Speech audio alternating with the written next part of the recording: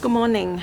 The Chief Executive will make an introductory speech, and then he will receive questions. Please ask no more than 2 questions each time.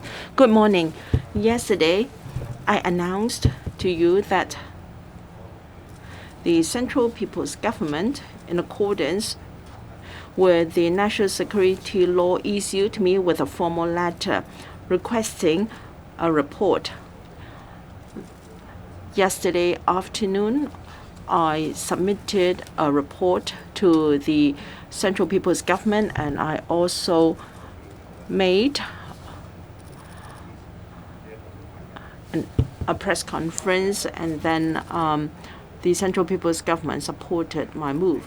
And then the Department of Justice will ask for a stay in the hearing of Lai Chi-ying's case. I believe the Central People's Government will attach importance to issues I mentioned in my formal report requesting an interpretation of the national security law. I'm sure the Central People's Government will give regard to that and deal with it expeditiously. Now the floor is open. Please, a show of hands if you wish to ask questions. No more than 2 questions each time, and use our microphone and introduce your media outlet, please.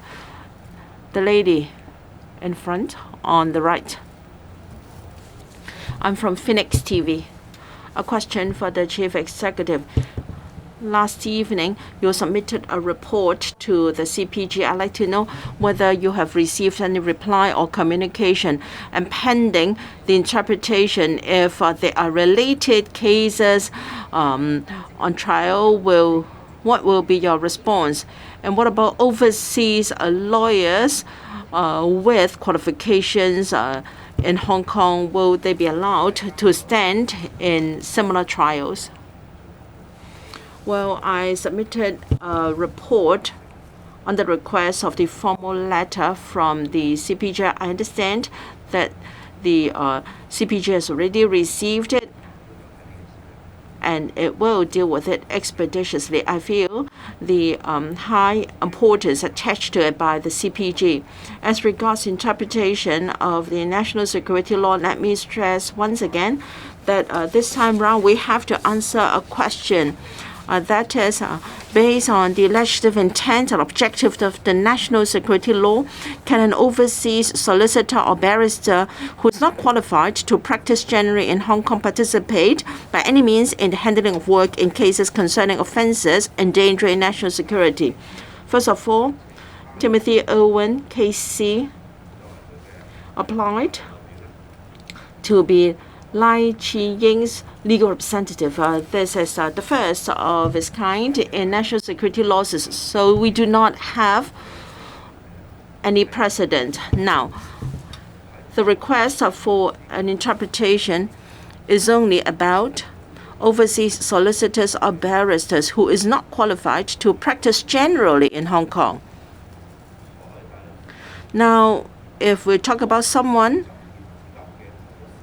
who is an overseas solicitor or barrister who is qualified to practice generally in Hong Kong, that is, an overseas solicitor or barrister who is qualified to practice generally in Hong Kong can, of course, participate in such cases.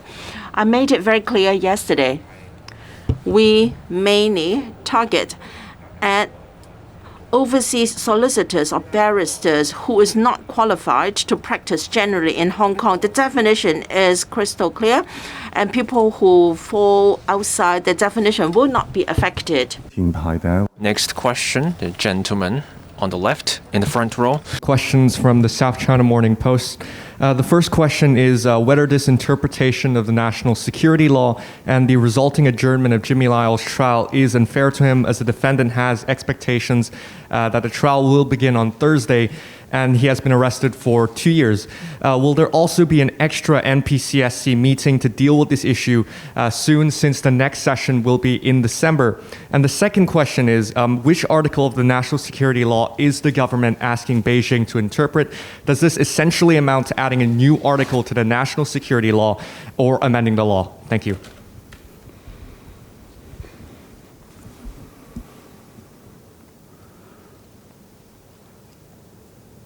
I have made the request in my report to the Central People's Government for interpretation of the Hong Kong national security law to address the question I have already explained.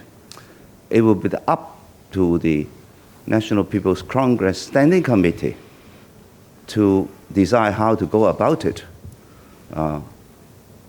There are procedures, as far as I know, about meetings to be conducted by the NPCSC.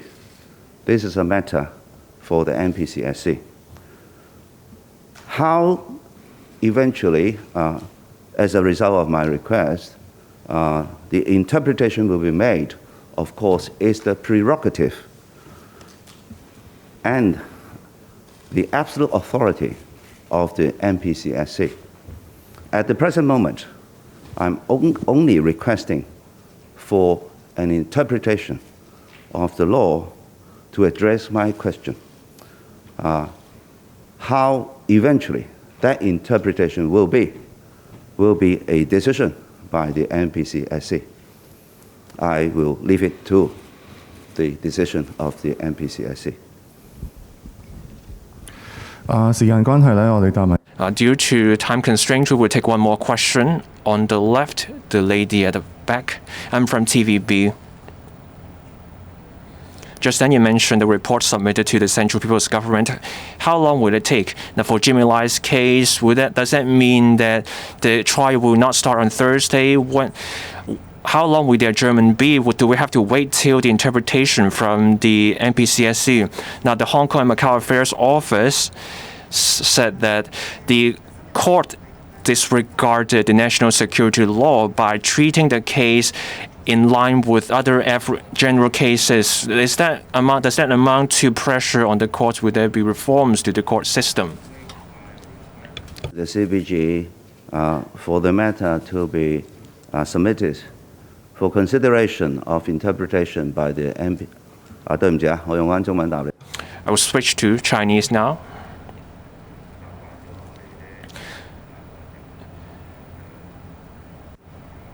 I'm just too used to answering questions in English a moment ago. So now I'll switch to Chinese. Now, in my report submitted to the Central People's Government, I laid out the facts of the case. The Central People's Government is aware of the development of the case as well as the trial date.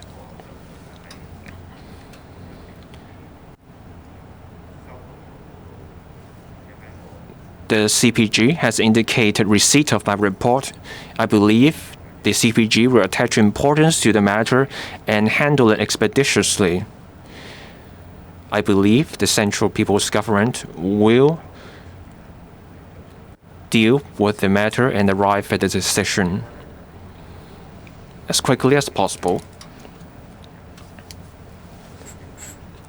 The Department of Justice will apply to adjourn the case. This matter has been handed to the DOJ to follow up. Now, if the Central People's Government accepts my recommendation and the NPCSC issues an interpretation, the most appropriate way forward is for the NPCSC to issue an interpretation, and the case is handled accordingly. This is the approach that is in the best interest of this case and our legal system.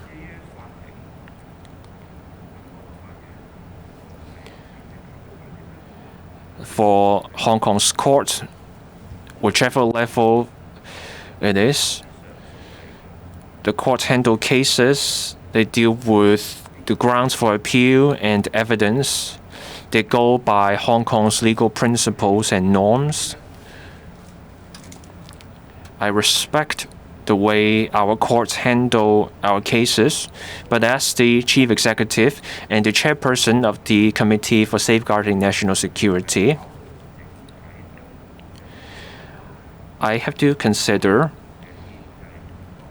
our constitutional role in safeguarding national security and the importance of the matter at hand. I look at our systems under the prevailing institutions, we're looking at a matter that has ramifications over the long term for our system. If my recommendation is accepted by the central authorities and the NPCSE issues an interpretation that will clarify matters in the long term, that will consolidate our work in safeguarding national security in the long run. Thank you.